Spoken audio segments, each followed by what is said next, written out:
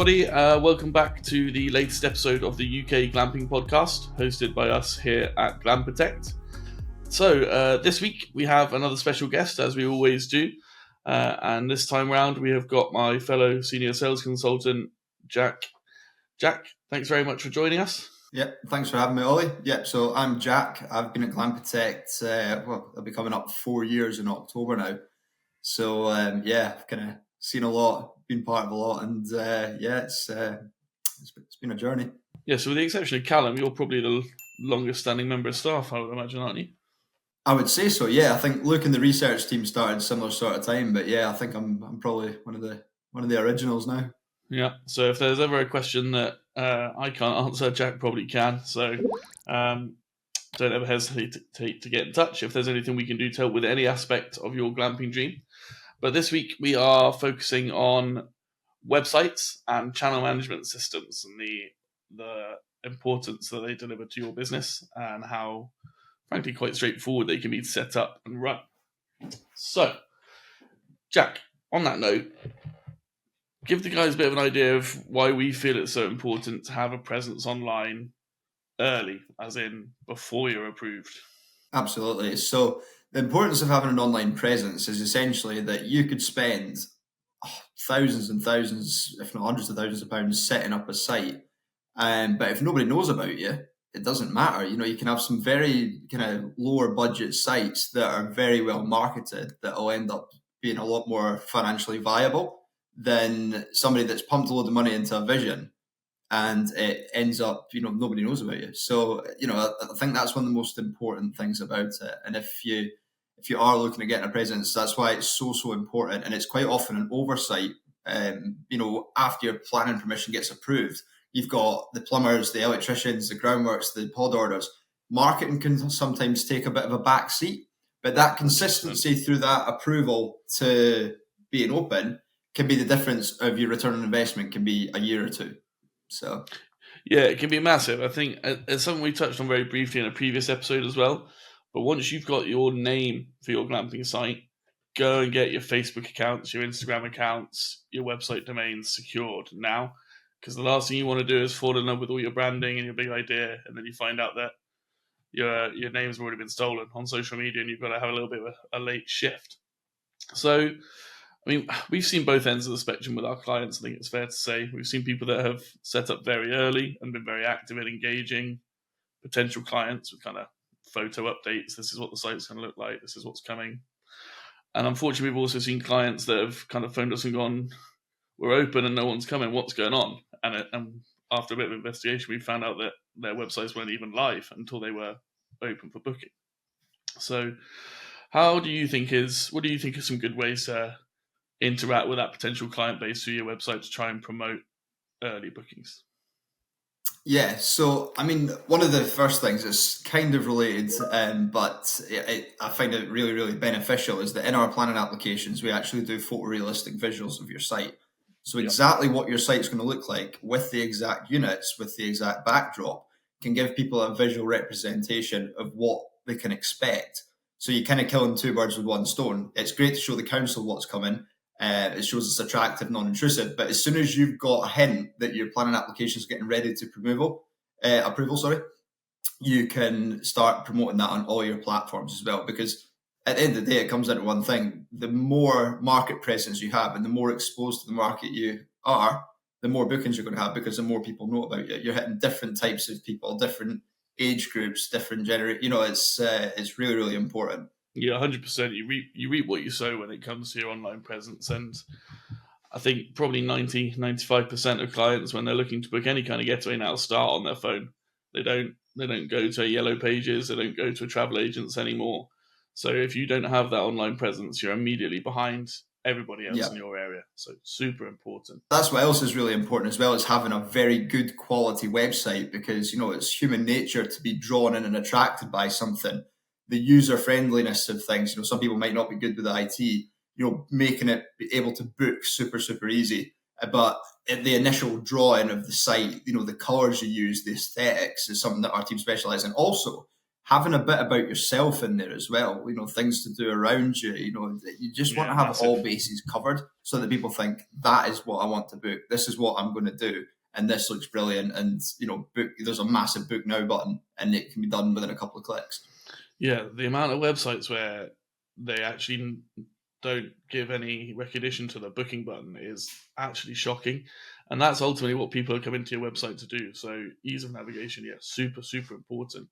What we'll do is we'll put in the comments in the explanation of the episode, we'll put a few examples of client websites we've worked on so that you can see just exactly what we're talking about simplicity of layout and ease of navigation. Because if you're anything like some of my family, as soon as you find something difficult, you just go, next.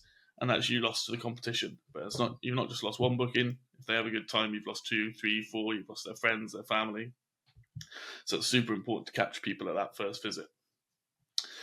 What other sort of things do you see clients running through their websites? Do they run like kind of competitions or giveaways, anything like that to try and promote customers coming? Yeah, 100%. I think one of the best ones to do is to offer some free night stays initially. And keep people engaged. So essentially what you would do is you would start, say for example you've started the groundworks, you can show people the full journey. So you start off with the visuals and then you show the excavators coming in so people can then follow your journey. And as you're going along that journey, what you can do is say, if you like this post, tag 3 friends, share it on your profile, you get entered into a draw, put that draw live on Facebook or Instagram, have 2 sort of minor prizes of, say, a 1-night free stay and have a major prize of like a 3-night stay. So you can do that. And by that time, every person that follows that and shares that gets a new audience, and that expands and makes a bit of a snowball effect. So by the time that you're ready to open, a lot of people know about you. Even if they haven't booked yet, you're kind of there in your subconscious. They follow you, you've got updates, and it can be really good. And that's why I always think as well, just before you open, start promoting a open day, can I have a bit more promotion? And then I would drop another competition in right before the end.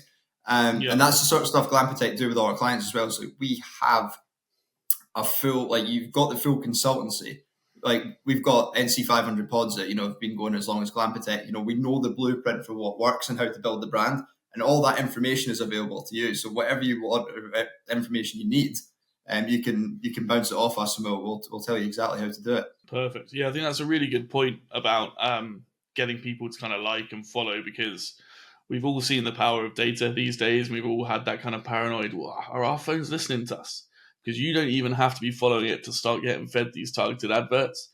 All you've got to do is be friends with somebody on Facebook or on Instagram. And if they've liked it, you're going to start seeing adverts for things that they've liked. And you can very, very quickly spread your name far and wide with what, let's be honest, is very little actual effort to take 5-10 minutes to jump online and put a little offer together. So super, super important to try and spread your name out there in every possible medium you can early doors. So that's the website itself. Obviously, we mentioned at the top of the episode as well about channel management, which some people probably won't even have a clue what that is. Can you give us a little bit of a background about what channel management systems are and how they help? Absolutely. Yeah. So I would say the channel manager is going to be your best friend when setting up a glamping site.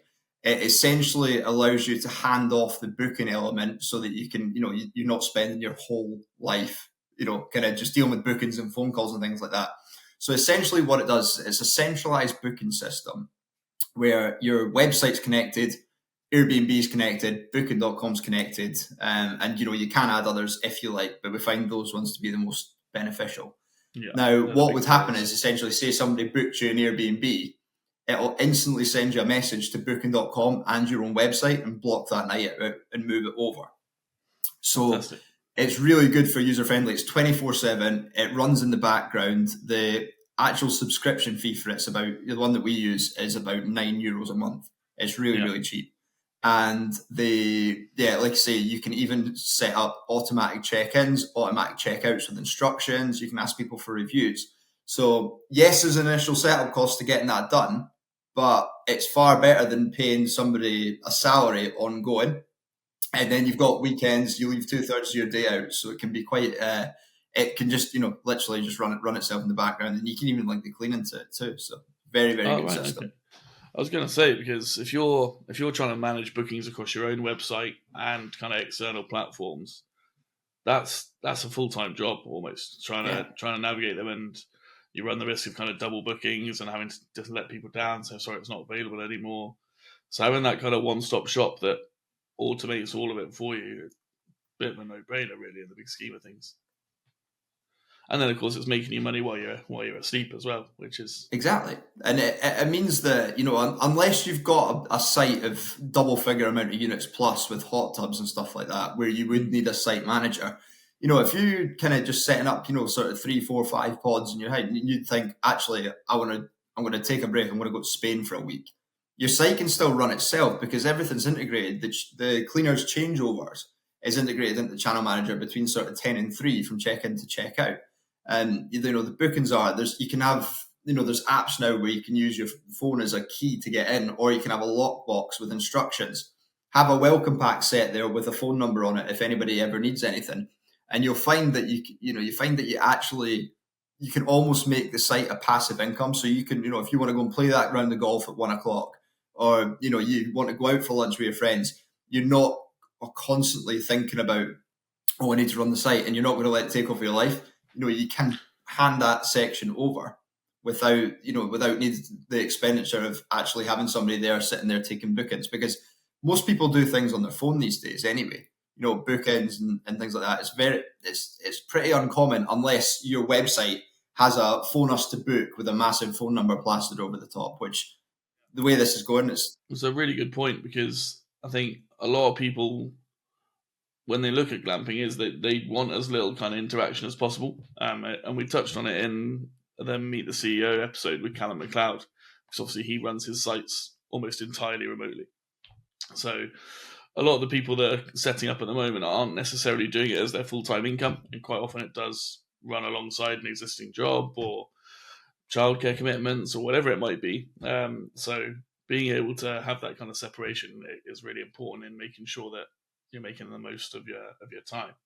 Exactly. So it's more as well. There's industries like farming and things like that, where farming's a 24-hour job a lot of the time, and the last thing you can do, especially in like lambing season or something like that, is just put that on pause to go and sort out the customer. So you can literally just allow it to run itself, and unless there's like an emergency. But it's one thing as well that you can have too, is having somebody, even if you don't want to deal with the kind of changeovers and stuff, you can have somebody on call. You can have somebody there that's literally there on the end of the phone, that's on like a kind of, it could be a cleaner, it could be, kind of maintenance, whoever it is, so that you don't have to really be involved in your site at all. But some people enjoy that. Some people like making home bacon and going out and seeing the clients. But even when you do that and you want to be hands-on, you're still hands-off with the bookings. You're still a very, still got that vibe, you've still got that sort of family-orientated, friendly feel. But it just doesn't mean that you're doing that and then running back to take phone bookings and phone people back and write it down and worrying about double bookings. I spoke to Callum once about the double bookings at NC 500. So they've got 9 or 10 pods. No, sorry, 11 pods across the two sites. They've only ever had it once where two people have clicked book at exactly the same second. So it's a very, very rare occurrence. And that's in 4 or 5 years. Perfect. Okay, I want to circle back round to something you mentioned earlier about the other platforms, Booking.com and Airbnb. They are arguably the two big players and the two sites that have the most eyeballs driven to them outside your own website. But one question that gets raised a lot when we talk to clients is the fees that these platforms charge for bookings to their sites. Obviously, previously they used to be quite low, but I think now they can be as high as kind of 15 to 18%. So in the old school way of doing things, pre-channel management, you would be able to set your prices a little bit higher with them than perhaps you would through your own website to account for those fees that are coming off.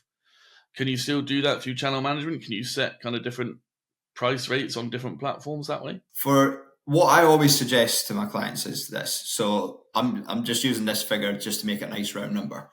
So say you were £100 a night on your website. Airbnb are going to charge about 10%. So you'd go 110 on Airbnb. Booking.com charge 15% plus VAT. So you would go 118 on Booking.com as well.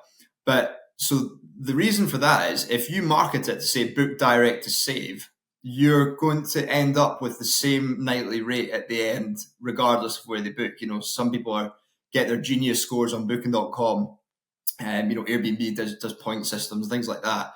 But you need to make it that your baseline number is what you're on the website. So, if you're on your Instagram saying, book direct for a saving or whatever, at the end of the day, wherever anybody goes, you get your flat rate of say £100.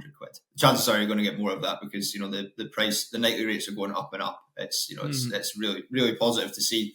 But I would say that that's probably the best way to approach it. But some companies are quite strict, not Airbnb, Booking.com, but some will make their price whatever your website price is and then take the cut on top of that. There's a few of them, and to be honest, I don't really like the way that that's done. So I would probably sneaky for sure. Good advice to look to look out for. So if I'm a customer setting up a website and a channel management system, I can jump on and go, right, here's the price through my website, here's the price through Airbnb, here's the price through Booking.com, and it manages that all for you. Yeah. Brilliant. Yeah. Okay, fantastic. Exactly.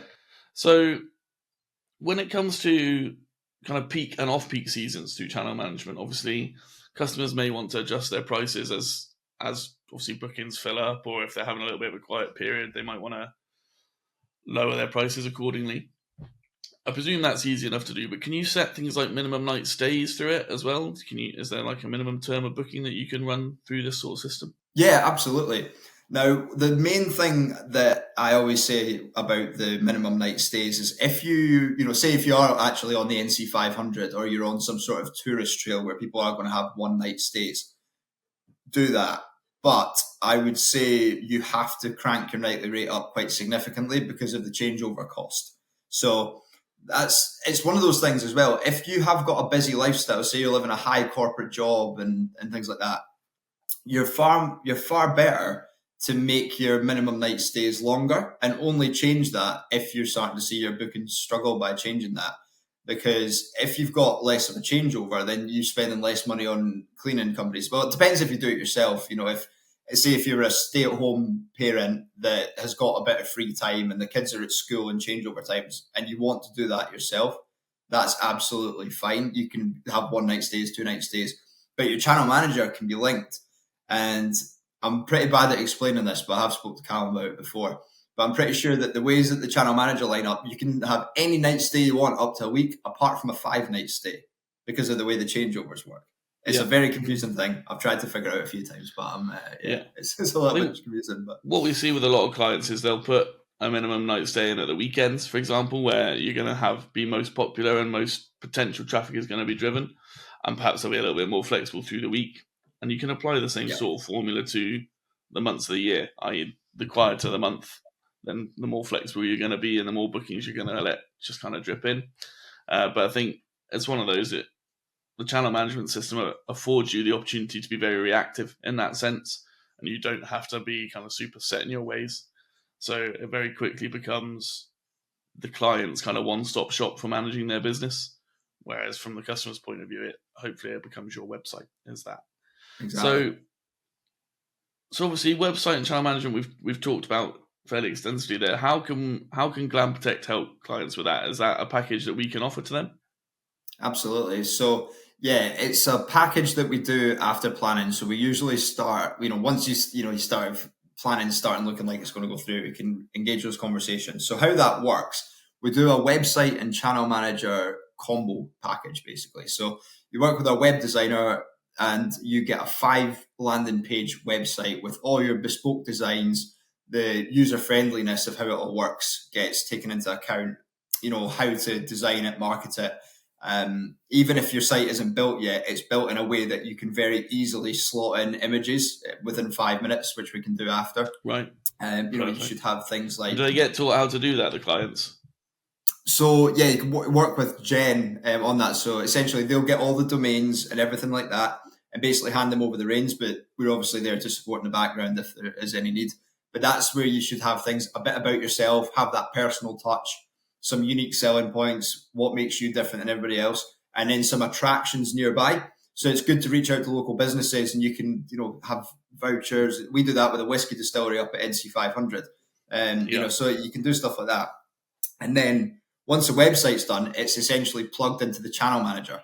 So the channel manager essentially will connect to your website, Airbnb, Booking.com, and once all the testing's been done and all the links have been done, you get a training session on how to operate that.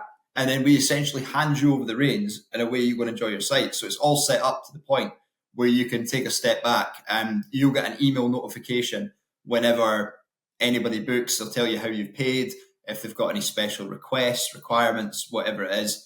And then the channel manager autonomous email will also be set up. So you can, 12 hours before check-in, oh, hi, Mr. and Mrs. Smith, you're in pod number 2. Password on the lock saves 1234. Let yourself in, have a great stay. And then before checkout, there's key instructions too.